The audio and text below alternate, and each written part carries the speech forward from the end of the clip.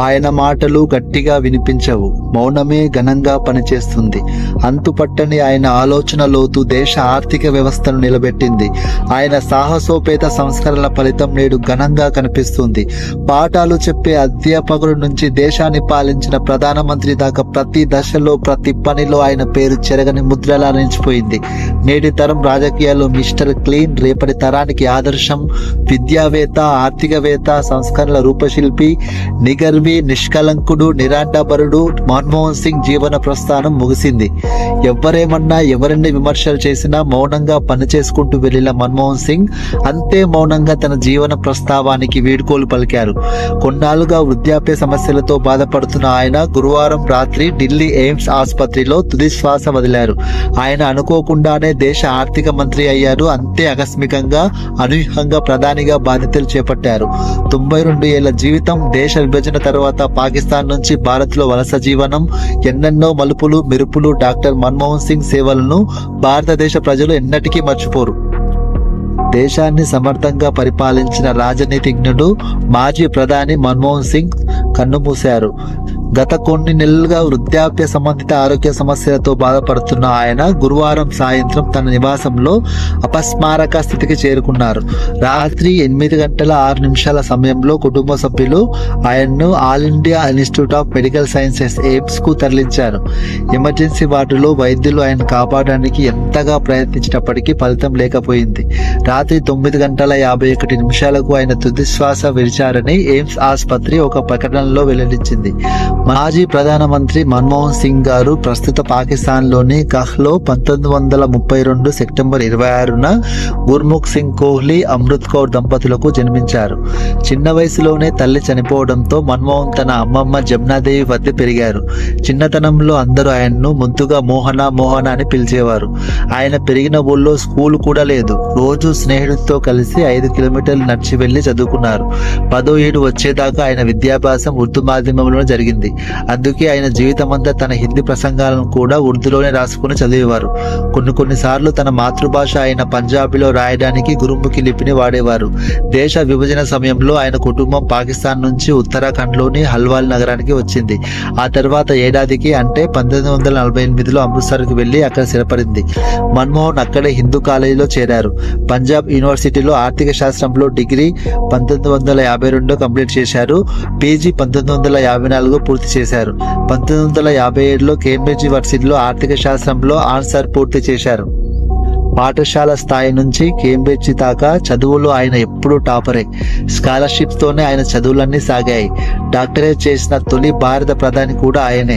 మానవ జీవితాలను రాజకీయాలు ఎలా ప్రభావితం చేస్తాయనే విషయాన్ని తను కేంబ్రిడ్జ్ యూనివర్సిటీలో ఉన్న రోజుల్లోనే తెలుసుకున్నానని మన్మోహన్ 2005లో ఒక ఇంటర్వ్యూలో తెలిపారు.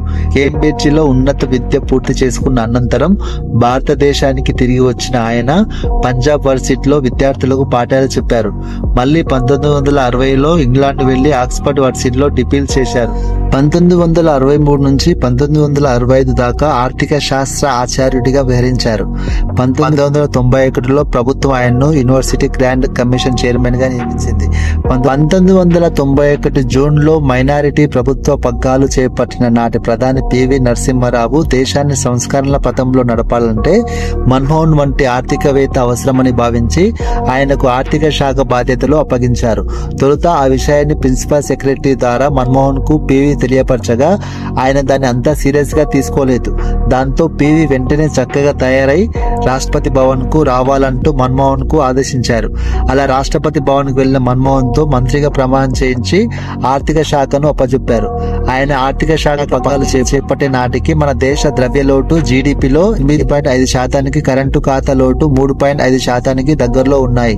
మన విమారక నిల్వలు కేవలం 2 వారాల దిగుమతులకు సరిపడ మాత్రమే దాదాపు 100 కోట్ల డాలర్లు ఉన్నాయి.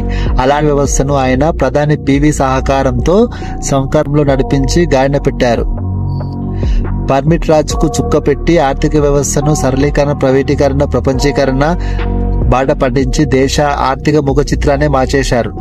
2009లో ప్రధానిగా ఆయన తొలి పదవీకాలం పూర్తి చేసే సమయానికి మన విదేశీ మారక నిల్వలు ఏకంగా $600 బిలియన్ చేరాయంటే నాడు ఆర్థిక మంత్రిగా ఆయన తీసుకున్న నిర్ణయాలే అందుకు పునాది రాలనడంలో సందేహం లేదు. 1991 అక్టోబర్ 1 నుంచి 2024 దాకా 33 ఏళ్ల పాటు రాజ్యసభ సభ్యుడిగా కొనసాగిన ఆయన రాజకీయ ప్రస్థానం ఈ ఏడాది ఏప్రిల్ 3వ తేదీతో ముగిసింది.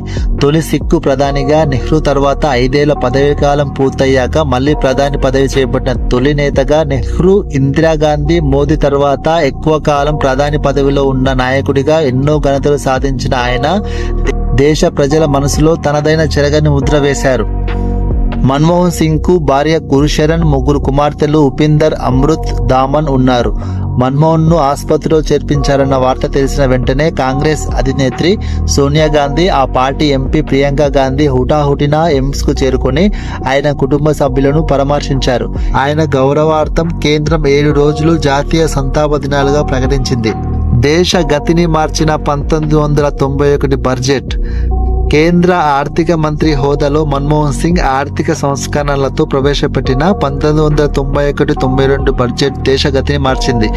అప్పటి వరకు దశాబ్దాల తరబడి 3.5% కొనసాగుతున్న వృద్ధి రేటును పరుగులు పెట్టించడానికి దోహదపడింది.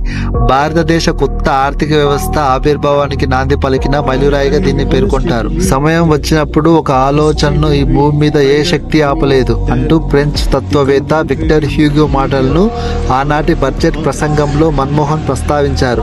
భారత్ ప్రపంచ శక్తిగా, ఆర్థిక శక్తిగా మారడానికి సమయం ఆసన్నమైందని, దీన్నెవ్వరూ ఆపలేరని ఆయన పరోక్షంగా వ్యాఖ్యానించారు. 2004 లోక్సభ ఎన్నికల్లో యూపీఏ గెలిచాక నాటి కాంగ్రెస్ అధ్యక్షురాలు సోనియా గాంధీ మన్మోహన్ ను ప్రధానిగా చేశారు. ఆ ఏడాది మే 22న ఆయన ప్రధానిగా ప్రమాణం చేశారు. తన రాజకీయ గురువు పివి అని పార్లమెంటులోనే ఆయన ప్రకటించడం గమనార్థం. అదే ఏడాది డిసెంబర్ 22న పివి మరణించినప్పుడు మన్మోహన్ ఎంతో దుఃఖించారు. అనూహ్యంగా ఆర్థిక మంత్రిగా బాధ్యతలు చేపట్టిన భారతదేశ ఆర్థిక వ్యవస్థ ముఖ చిత్రాన్ని మార్చేశారు. నాటి ప్రధాని పివి నరసింహారావు తనపై ఉంచిన నమ్మకాన్ని నిలబెడుతూ ఆర్థిక సంక్షోభంలో కొట్టుమిట్టాడుతున్న దేశాన్ని గాడిలో పెట్టారు. యాక్సిడెంటల్ ప్రైమ్ మినిస్టర్ అని, కీలుబొమ్మ అని రకరకాలుగా విమర్శలు చేసినా పట్టించుకోకుండా ప్రధానమంత్రిగా 10 ఏళ్ల పాటు దేశాన్ని సమర్థవంతంగా నడిపించారు.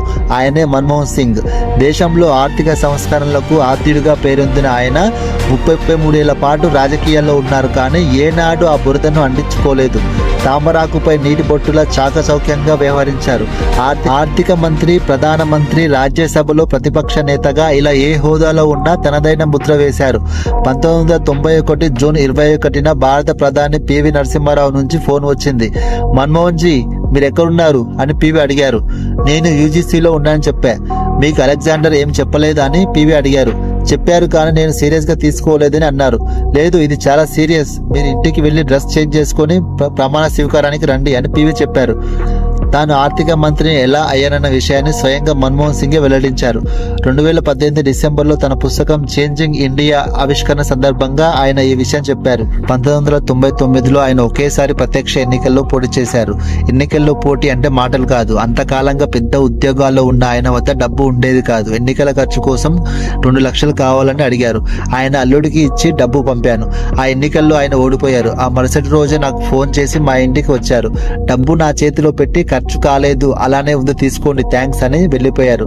అలాంటి మనుషులు అరుదుగా ఉంటారన్నారు ఖుష్వంత్ సింగ్. చండీగఢ్లలో 2 అపార్ట్మెంట్లు, స్టేట్ బ్యాంక్ ఆఫ్ ఇండియాలో డిపాజిట్లు, ఇవే ఆయన సంపాదించుకున్న ఆస్తిపాస్తులు. డిసెంబర్ 26, 2024 గురువారం రోజు రాత్రి 8:56 ఢిల్లీలో ఉన్న ఎయిమ్స్ ఆసుపత్రిలో భారత మాజీ ప్రధానమంత్రి మన్మోహన్ సింగ్ గారు తుది శ్వాస విడిచారు. ఫ్రెండ్స్, మన భారత మాజీ ప్రధానమంత్రి, ఆర్థికవేత్త అయిన మన్మోహన్ సింగ్ గారి గురించి ఈ వీడియోలో చాలా విషయాలు తెలుసుకున్నారు కదా ఫ్రెండ్స్. ఈ వీడియో నచ్చితే లైక్ చేయండి, మీ ఫ్రెండ్స్ అండ్ ఫ్యామిలీకి షేర్ చేయండి. అలాగే ఈ వీడియోపై మీ ఒపీనియన్ని కామెంట్లో కామెంట్ చేయండి, ఖచ్చితంగా రిప్లై ఇస్తాను. అలాగే మన ఛానల్ని ఎవరైనా ఫస్ట్ టైం చూస్తున్నట్లయితే ఛానల్ని సబ్స్క్రైబ్ చేసుకొని పక్కనే ఉన్న బెల్ ఐకాన్ని ప్రెస్ చేయండి. Thanks for the watching. జై హింద్.